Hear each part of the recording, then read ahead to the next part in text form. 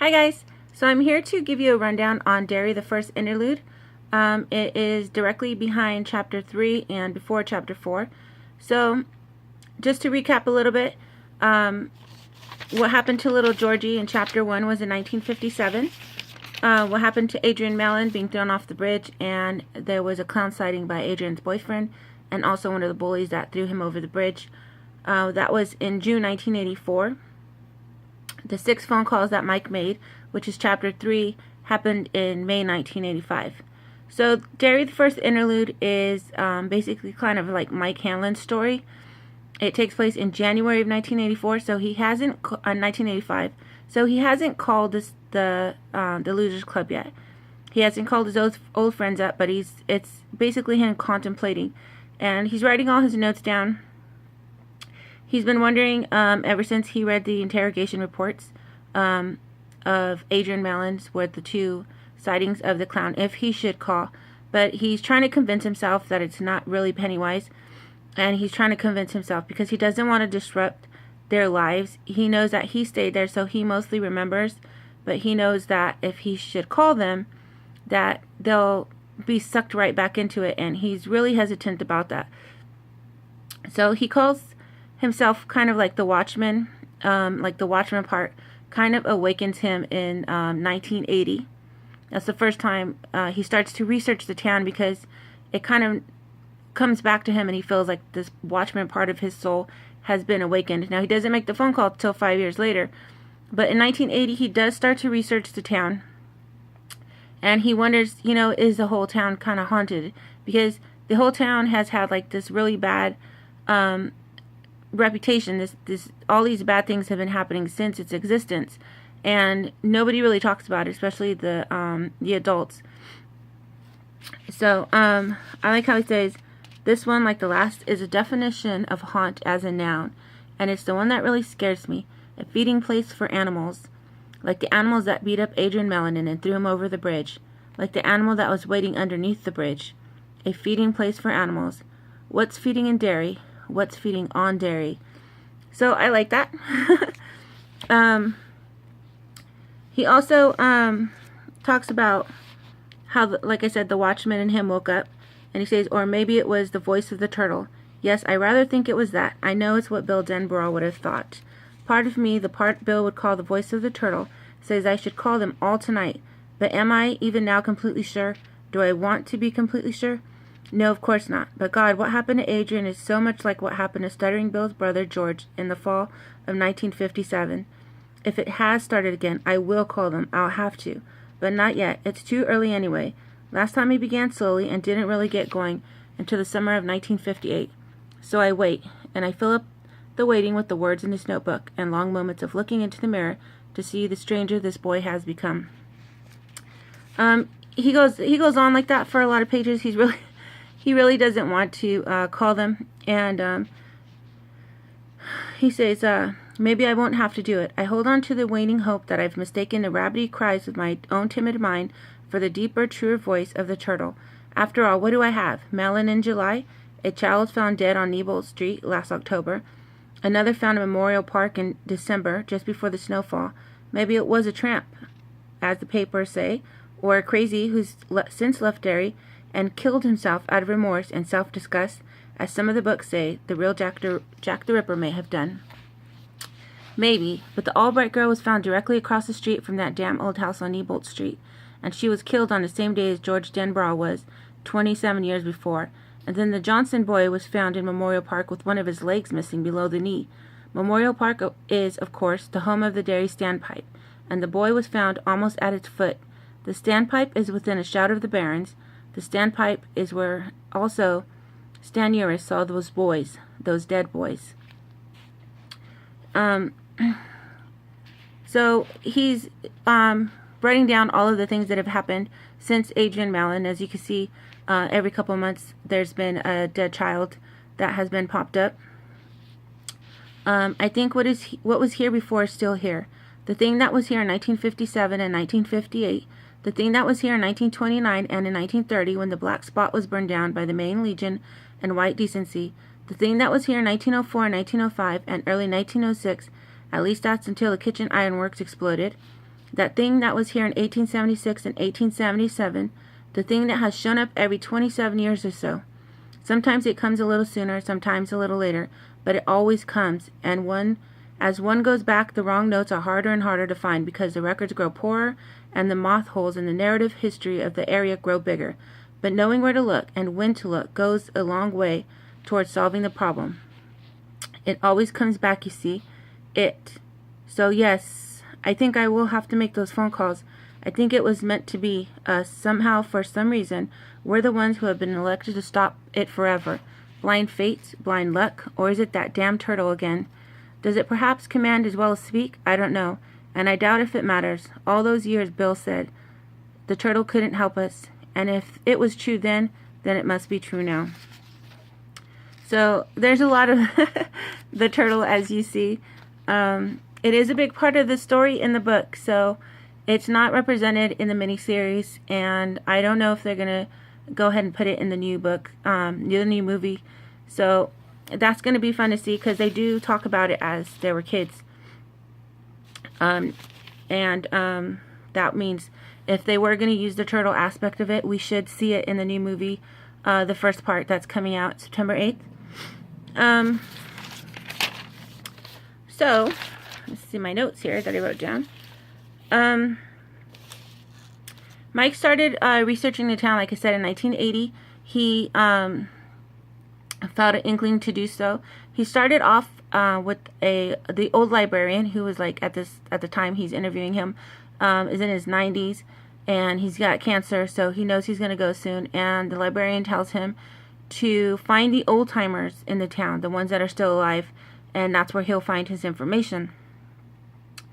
So he talks to an old man who's working at a gas station, and he writes, as he's interviewing, an old man told me about his wife had heard voices speaking to her from the drain of her kitchen sink in the 3 weeks before their daughter died. That was in the early winter of 1957-58. The girl he spoke of was one of the early victims in the murder spree, which began with George Denbrawl and did not end until the following summer. A whole slew of voices, all of them babbling together. That's what the old man told him. Said she spoke back once, even though she was scared. Leaned right over the drain, she did, and hollered down into it. "Who the hell are you?" she calls. "What's your name?" And all these voices answered back, she said. And grunts and babbles and howls and yips, screams and laughing, don't you know? And she said they were just saying what the possessed man said to Jesus. "Our name is Legion." She wouldn't go near that sink for 2 years. For them 2 years, I'd spend 12 years a day down here, busting my hump. 12 hours a day, busting my hump, then have to go home and wash all them damn dishes. So this is what the guy from the gas station is telling him. He asked that Mike put away his tape recorder, and he tells him, "I was doing the dishes one night, same as usual, this one fall in 1958 after things had settled down again. My wife was upstairs sleeping. Betty was the only kid God ever saw fit to give us, and after she was killed, my wife spent a lot of time sleeping. Anyway, I pulled the plug, and the water started running out of the sink. You know the sound real soapy water makes when it goes down the drain? Kind of a sucking sound? It was making that noise, but I wasn't thinking about it, only about the going out and chopping some kindling in the shed. And just as that started to die off, I heard my daughter down there. I heard Betty somewhere down in those freaking pipes laughing. She was somewheres down there in the dark laughing, only it sounded more like she was screaming once you listened a bit. Or both, screaming and laughing down there in the pipes. That's the only time I ever heard anything like that. Maybe I just imagined it, but I don't think so." "You think I'm storing you along?" the old man asked. "No," I said. "I don't think you're storing me along, Mr. Ripsum." Mr. Ripsum. That was Mike responding to him. The other research that he did was, there was another guy, I think his name was Branson Budinger, who was another man who was researching the town. The old man, the old librarian who was dying of cancer, told him to let it go. He didn't want Mike to continue on because he warned him that about the Branson Budinger. He said, "Budinger committed suicide, you know." Of course I had known that, but only because people always talk, and I had learned to listen. The article in the news had called it a falling accident. And it was true that Branson Budinger had taken a fall. What the news neglected to mention was that he fell from a stool in his closet, and he had a noose around his neck at the time. You know about the cycle? I looked at him startled. So this is Mike talking to the old man, the old librarian. Oh yes, Carson whispered. I know every 26 or 27 years, and Bettinger knew too. A lot of the old-timers do. Although that is one thing they won't talk about, even if you load 'em up with booze. So let it go, Hanlon. He reached out with one bird-clawed hand. He closed it around Mike's wrist, and he could feel the hot cancer that was loose and raving through his body, eating anything and everything left that was still good to eat. Not that there could have been much by that time. Albert Carson's cupboards were almost bare. Michael, this is nothing you want to mess into. There are things here in Derry that bite. Let it go. So, of course, Mike doesn't let it go. He continues his research, and he finds that in 1879, a crew of lumberjacks found the remains of another crew that had spent the winter snowed in at a camp on the upper Kindensburg at the tip of what the kids call the Barrens. There were 9 of them in all. All 9 were hacked to pieces.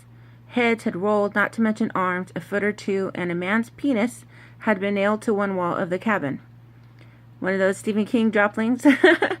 He mentions a man's penis has been nailed to one of the walls in the cabin. In 1851, John Markson killed his entire family with poison, and then, sitting in the middle of the circle he had made with their corpses, he gobbled an entire white 9-shade mushroom. His death agonies must have been intense. The town constable who found him wrote in his report that at first he believed the corpse was grinning at him. He wrote of Markson's awful white smile. The white smile was an entire mouthful of killer mushroom. Markson had gone on eating, even as the cramps and the excruciating muscle spasms must have been whacking his dying body. On Easter Sunday, 1906, the owners of the Kitchener Ironworks, which stood where the brand spanking new Derry Mall now stands, held an Easter egg hunt for all the good children of Derry. The hunt took place in a huge ironworks building. Dangerous areas were closed off, and employees volunteered their time to stand guard and make sure no adventurous boy or girl decided to duck under the barriers and explore. 500 chocolate Easter eggs wrapped in gay ribbons were hidden about the rest of the works. According to Bettinger, there was at least one child present for each of those eggs. 3 generations of Kitcheners were there to watch the gay riot and to award prizes at the end of the hunt, which was supposed to come at 4 o'clock, whether all the eggs had been found or not. The end actually came 45 minutes early, at 3:15. That was when the ironworks exploded. 72 people were pulled dead from the wreckage before the sun went down. The final toll was 102. 88 of the dead were children. On the following Wednesday, while the city still lay in stunned, silent contemplation of tragedy, a woman found the head of 9-year-old Robert Joe Hay caught in the limbs of her backyard apple tree. There was chocolate sorry, that's not funny. There was chocolate on a Joe Hay lad's teeth and blood in his hair. He was the last of the known dead. 8 children and 1 adult were never accounted for. It was the worst tragedy in Derry's history, even worse than the fire at the Black Spot in 1930, and it was never explained. All 4 of the ironworks boilers were shut down. Not just banked, just shut down. Mike tries to let the cops know that something's really wrong, and he tries to give them the statistics, and he tries to warn them that that this possibly is not going to end, and it won't ever end in Derry, and they kind of shut him down every time. He says the murder rate in Derry is 6 times the murder rate of any other town of comparable size in New England. Here in Derry, children disappear unexplained and unfound at the rate of 40 to 60 a year. That's a lot of kids, 40 to 60 a year. Most are teenagers. They assume to be runaways. I suppose some of them even are.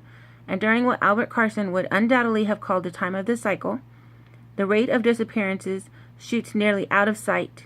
In the year 1930, for instance, the year of the Black Spot burn, there were better than 170 child disappearances in Derry. So, this isn't something that that a lot of the townspeople talk about, as in, I can't remember what chapter I was reading, but Mike mentions that it's not in any of the history books. None of the events are in any of the history books. He really has to go to the old timers and find different things, and as time goes along, those things kind of get covered up even more. So it's not something they talk about. They're willing to accept almost that every 27 years that something like this is going to happen, and they all start making excuses. So Mike really doesn't want to call his friends but he's becoming more convinced as time goes along that he's going to have to. And he says, if anything else happens, anything at all, I'll make the calls. I'll have to. In the meantime, I have my suppositions, my broken rest, and my memories, my damn memories. Oh, and one other thing. I have this notebook, don't I? The wall I wail to. And here I sit, my hand shaking so badly I can hardly write in it. Here I sit in the deserted library after closing, listening to the faint sounds in the dark stacks, watching the shadows thrown by the dim yellow globes to make sure they don't move, that they don't change. Here I sit next to the telephone. I put my free hand on it, let it slide down, touched the holes in the dial that could put me in touch with all of them, my old pals. We went deep together. We went into the black together. Would we come out if if we went in a second time? I don't think so. Please, God, I don't have to call them. Please, God. So that is the end of Derry, the First Interlude. And as I said, it mostly has to do with Mike. He doesn't have any flashbacks like in the movie, but okay, so the next part is part 2, June of 1958.